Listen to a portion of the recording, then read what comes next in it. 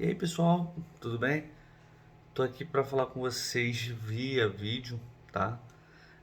Tô aqui de casa, não estou gravando do colégio por um fator. Eu estou participando essa semana do GEBS, que é o Campeonato Nacional, né, de Juventude, de colégios. Muito legal, muito bom. Semana que vem, ao vivo, eu conto para vocês como está sendo essa experiência, tá? Muito obrigado por vocês estarem assistindo esse vídeo.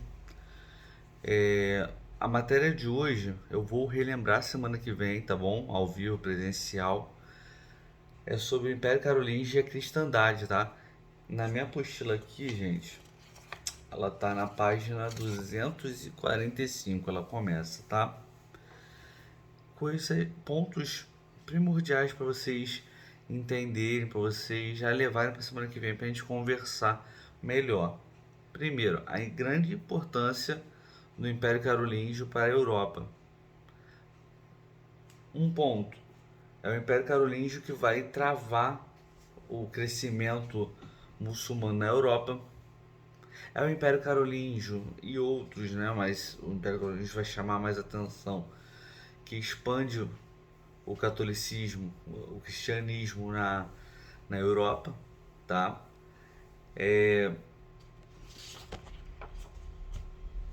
A divisão, a divisão territorial também vai ser importante para a construção de novos futuros países. Aí isso a gente vai ver futuramente, tá bom?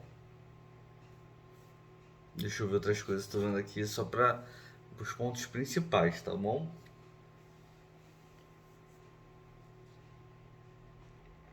E por final, o Tratado de Verdun finaliza a matéria lá na página 249, tá bom?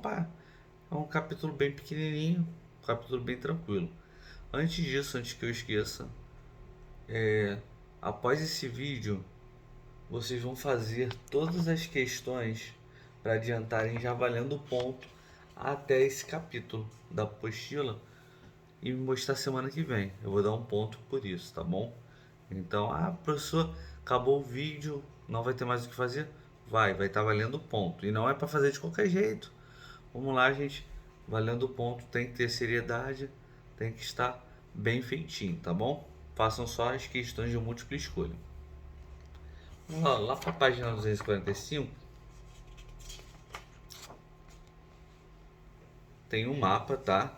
Que é a divisão da Gália. A Gália hoje seria o que nós temos da, da parte da França, tá? Parte, alguma partezinha ali do sul da Alemanha, tá bom? Então vamos lá.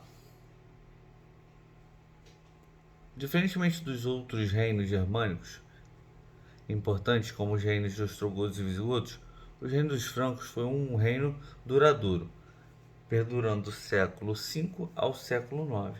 Os francos ocuparam a região da Gália, atual França, e acabaram se destacando pelo eficiente processo de conquista e de unificação, que contribuíram para consolidar um reinado sólido e forte. Vocês vão perceber ao longo do capítulo que os francos, o Império Carolíngio, o Merovingio, eles têm a necessidade de querer fazer um novo Império Romano, tá? Do Ocidente, tá bom? Virando a página, Dinastia Merovingia. Os hunos eram povos considerados perigosos e, devido à sua decadência, o Império Romano acaba fazendo uma aliança com os francos em busca de apoio militar para o combate às investidas dos hunos. Lembrando, todos os povos bárbaros viviam além da fronteira romana, e na aula passada a gente já viu que muitos se anexaram ao Império Romano, né? A gente viu os povos germânicos semana passada, muitos se anexaram ao Império Romano para poder defender essas fronteiras. Os francos foram a mesma coisa. Dessa forma, após o estabelecimento da aliança entre os romanos e francos, esses puderam ocupar a região da Gália. Aos poucos, foram estabelecendo seu forte reino. Quem deu início ao processo de unificação do reino dos francos foi Meroveu. Por isso, a dinastia de Merovingia, tá?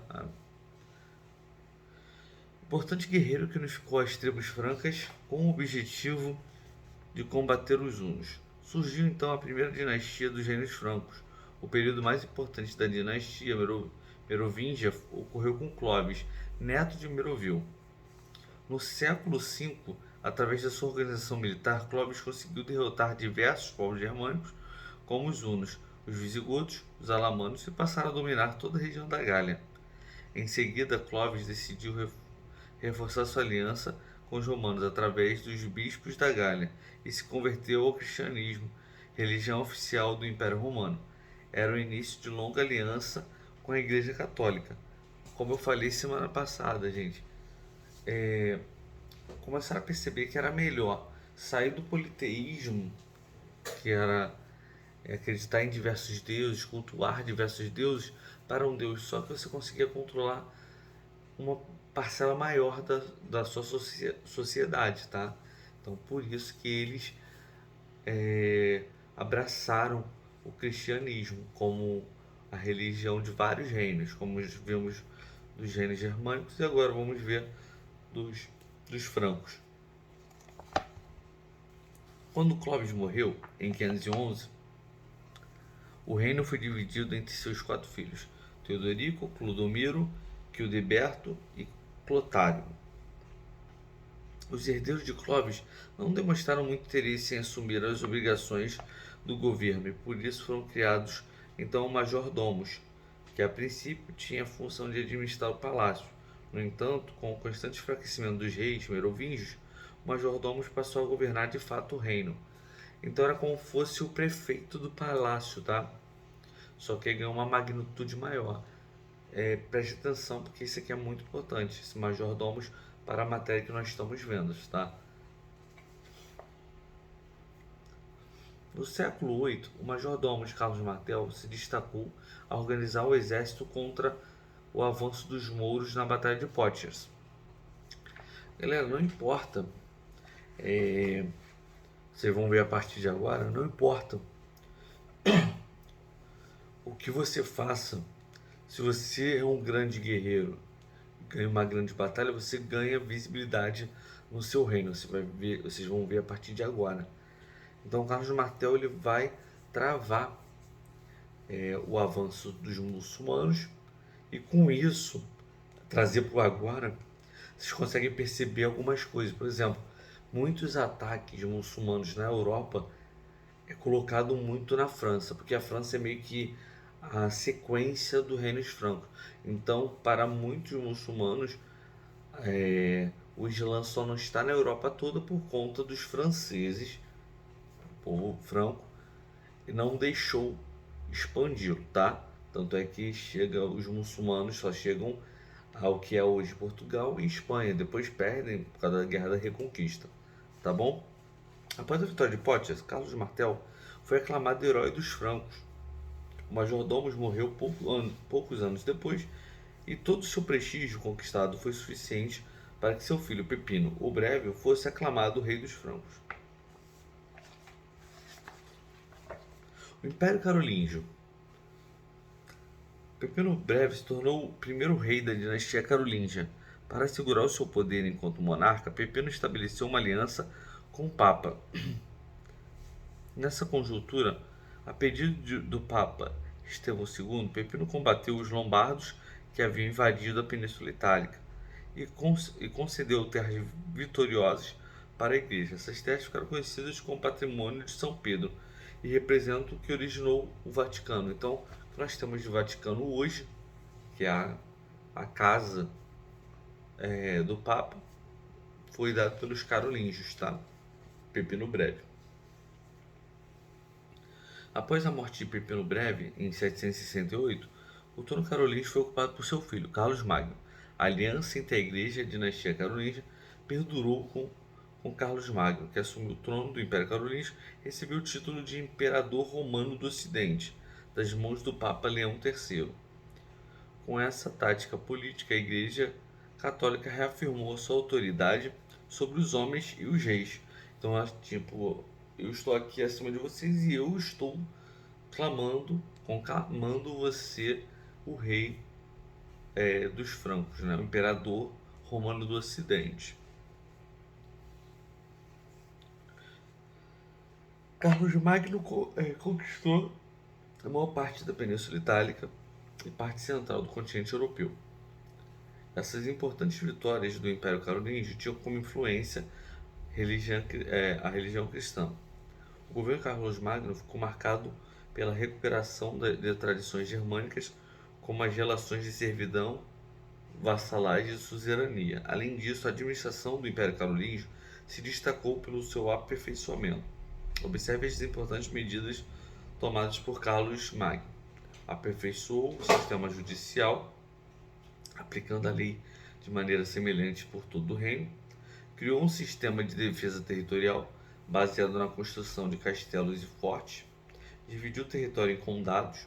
Nesses condados, o poder do rei era representado pelos condes. Desenvolveu um sistema tributário no qual fiscais percorriam recolhendo os impostos, que são os missi dominici.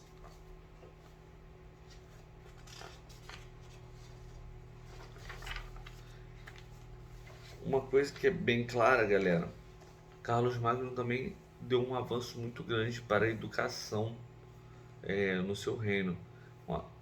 Ele era um cara muito além da sua... um rei normal, como era nessa época, tá? As primeiras escolas vão surgir nessa época, tá? Vão surgir...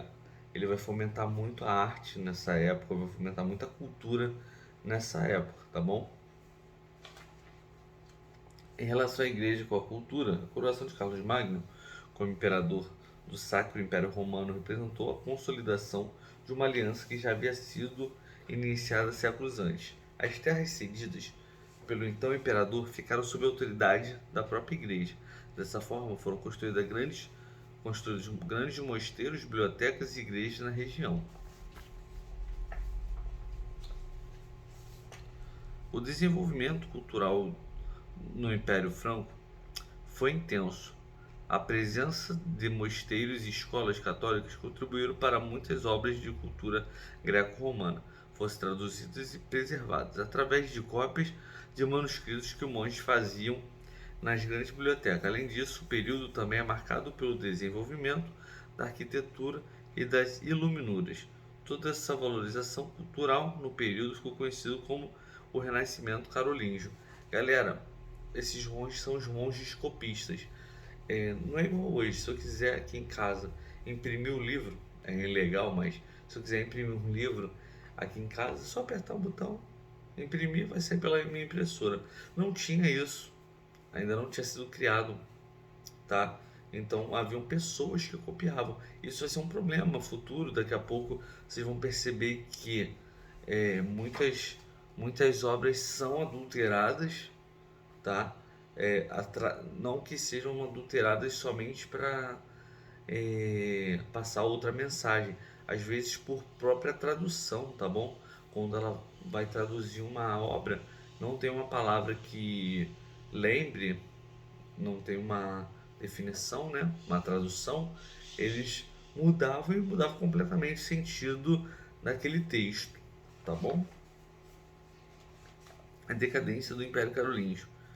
Quando Carlos Magno morreu, quem assumiu o trono franco foi seu filho, Luís o Piedoso, que governou de 814 até 840.